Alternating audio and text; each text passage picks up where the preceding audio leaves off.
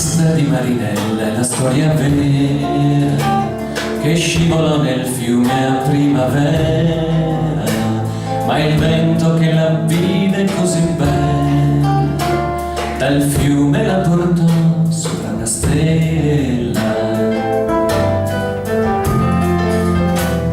Sola senza il ricordo di un dolore, vivevi senza il sogno di un amore, ma un re senza corona e senza scorta bussò 3 volte un giorno alla tua porta.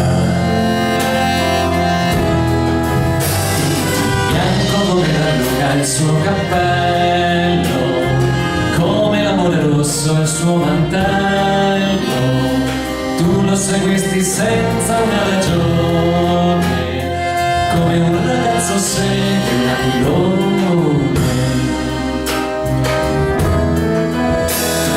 E c'era il sole, avevi gli occhi belli, lui ti baciò le labbra ed i capelli. C'era la luna, avevi gli occhi stanchi, lui pose le sue mani sui tuoi fianchi.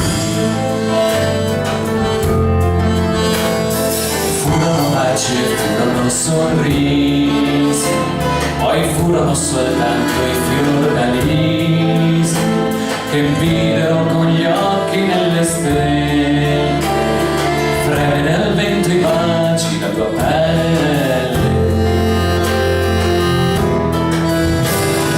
Dicono poi che mentre ritornavi nel fiume chissà come scivolavi, e lui che non ti volle creder morta bussò 100 anni ancora alla tua porta.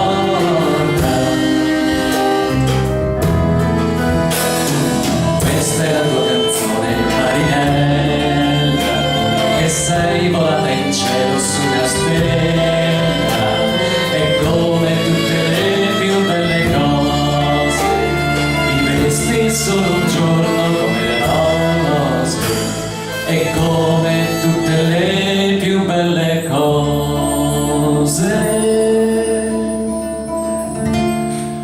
vivesti solo un giorno come le rose.